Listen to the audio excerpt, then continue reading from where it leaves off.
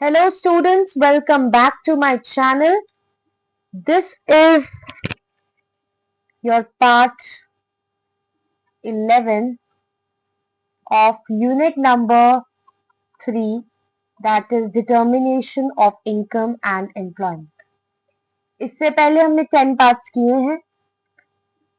जिन्होंने वो पार्ट्स नहीं देखे हैं या वो टॉपिक्स नहीं पढ़े हैं तो पहले आप ये जाकर पढ़िए, फिर आप अपने इस पार्ट में आइएगा, पार्ट नंबर 11 में.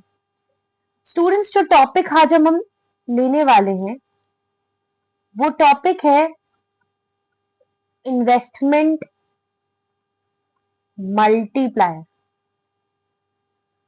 एक चीज मैं आपको यहां पर बता दूं, this is very very very important topic, very important for your examination point of view. यहां से आपको न्यूमेरिकल्स भी आ सकते हैं और यहां से आपको पूरा प्रोसेस भी आ सकता है 6 मार्क्स में.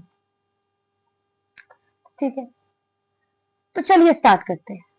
Beta, this investment multiplier is a concept which was given by Keynes in his book. So according to Keynes, this concept of multiplier is an important tool in his general theory of employment. उसने कहा ये बहुत ही ज्यादा important concept है जिसको consider करना बहुत ही ज्यादा जरूरी है. इसमें कीन्स ने क्या समझाया? इसमें कीन्स कहता है कि इनकम और इन्वेस्टमेंट के बीच में कैसा रिलेशनशिप है? डायरेक्ट रिलेशनशिप है. कैसा रिलेशनशिप है? डायरेक्ट रिलेशनशिप है.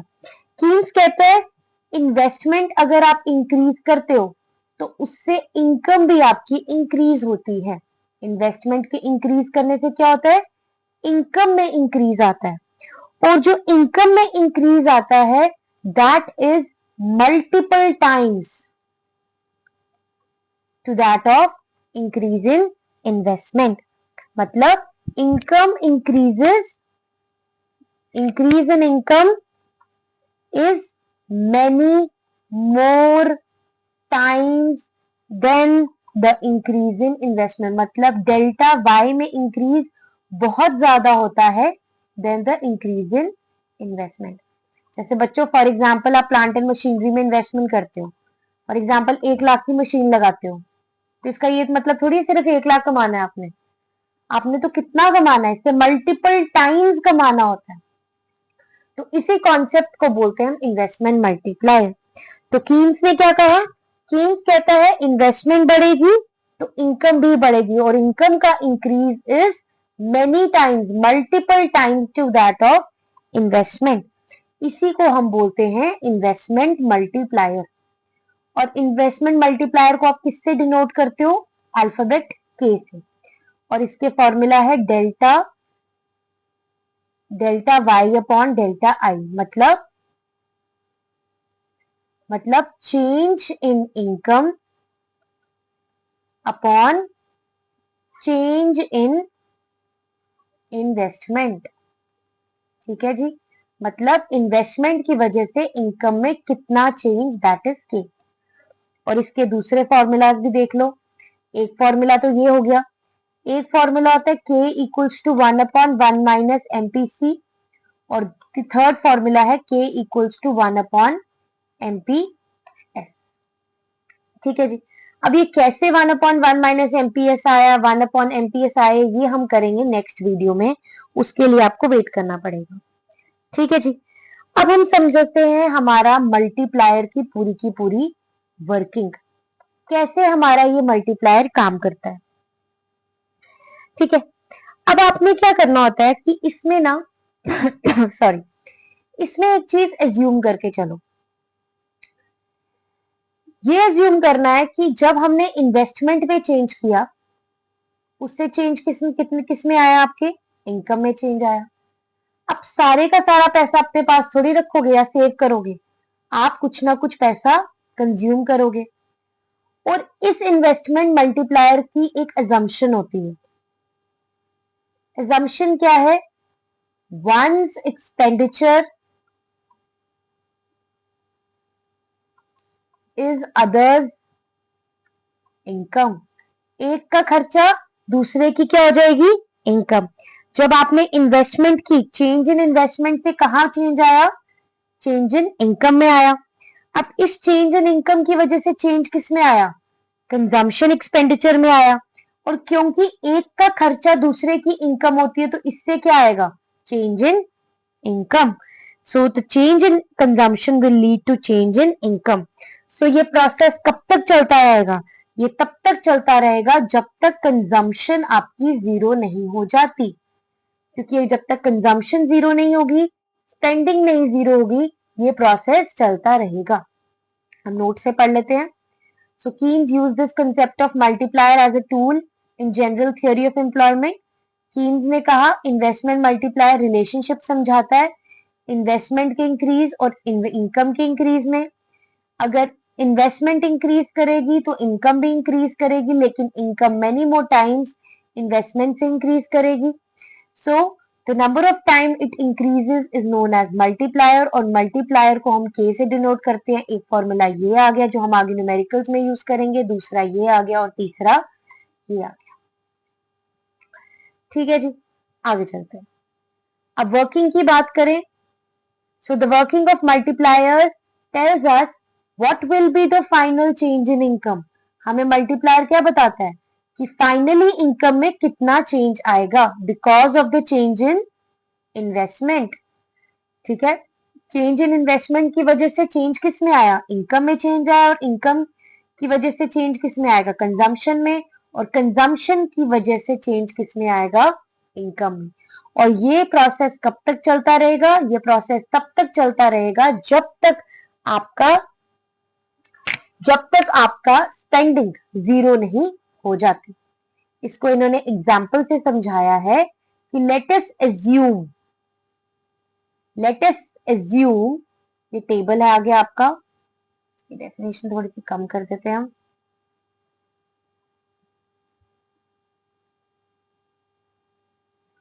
एक सेकेंड, सॉरी।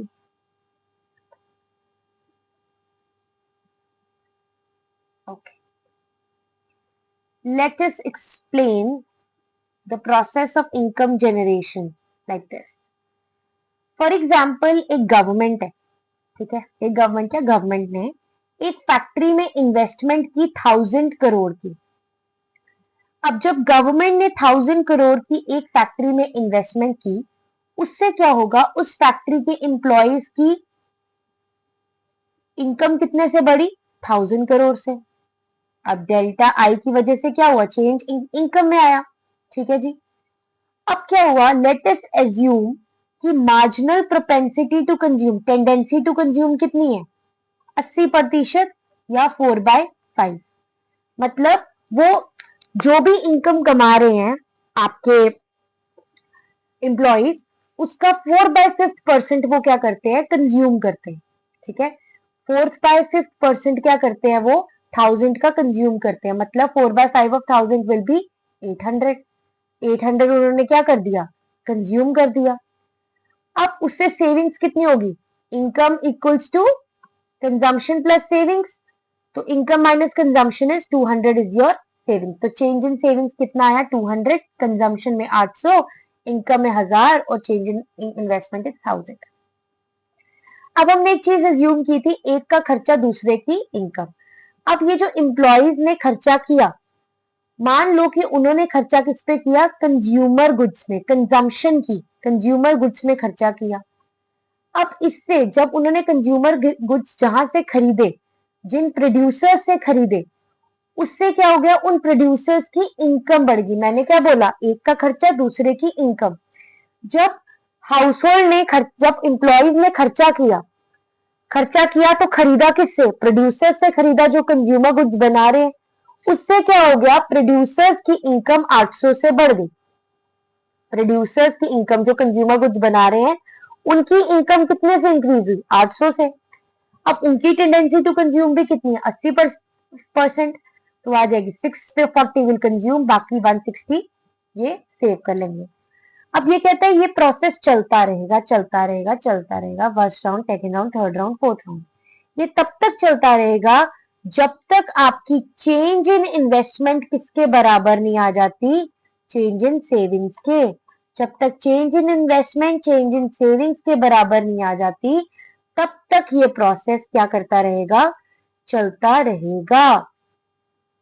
अब इस टेबल से भी पढ़ लेते हैं हम, और इस स्लाइड हम बड़ी कर लेते हैं।